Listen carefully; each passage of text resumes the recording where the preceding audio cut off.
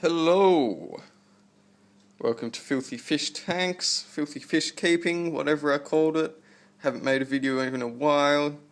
Checking out my 20-gallon long tank. You can see a few albino, albino glow light tetras there in the foreground, along with the cories. One there and a couple down here. Also in this tank there's a little bristlenose catfish floating around somewhere. Actually, there he is right there. Just about an inch long now, just over an inch. Maybe 4 centimeters. But not bad. So this tank's getting a bit out of control with algae. After I've cut back a lot of the Ambulia, or Kabomba, whatever it's called. Must be just excess nutrients that are feeding the algae growth.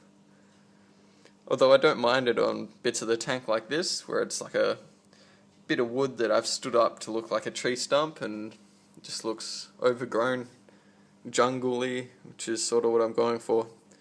Got this sword here, which has taken a beating recently. Like, new leaves are just dying off way too quickly.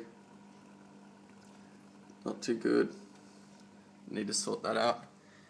Something cool though, this Kabomba has shot all the way from the left, and you can see where it's come through. And you can track where it's grown. It's split at this node. Gone one here, one went up to the corner and grew upwards, and the other went all the way over to the other side. Let me just take this corner. You can see it there. It's sort of grown back around onto itself. Went around here and then back.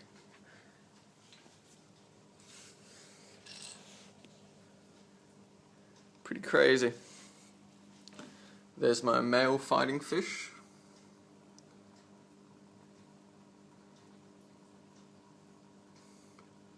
Looking good. And this tank's just overgrown with Ambulia or Kabomba, whatever it is. I've been trimming it, cutting it back when it reaches the surface, and yeah, it's not taking up as many nutrients as I'd like because there's still plenty of algae growing. I've got a little power head here on the left, right next to my AC50. Does an alright job moving that water. I like the Java moss, not so much the algae growth. But still, look at all the cherry shrimp there. All those little red dots of cherry shrimp. I've got a little temple narrow leaf that I'm trying to grow. It's looking pretty crappy. Plenty of holes everywhere. I'm not sure if that's just melting off from when I planted it or what the go is. Any suggestions on fixing that? That'd be great. Just put a filter on the intake of my AC50 and planted the top of that with the temple narrow leaf. Sorry guys, my camera died. As I was saying, my temple narrow leaf planted into the sponge filter there. It's something I like to do with most of my tanks, just to pretty up the sponge, get it, I don't know, hide it more, disguise it more. See that glow light tetra in the back, looking chilled. I figure the plants get a lot more nutrients from all the gunk that gets caught in the sponge, so they always seem to grow well. And that is my 4-foot long 20-gallon tank. Pretty happy.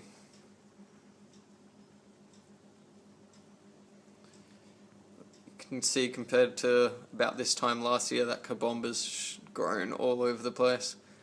It was all the way up to the left hand side and I trimmed it back and bought that high grow that I planted on the left. So there we are, thanks for watching. Like and subscribe and all that jazz. Shout out to the people at Aquatic Community. Catch you later.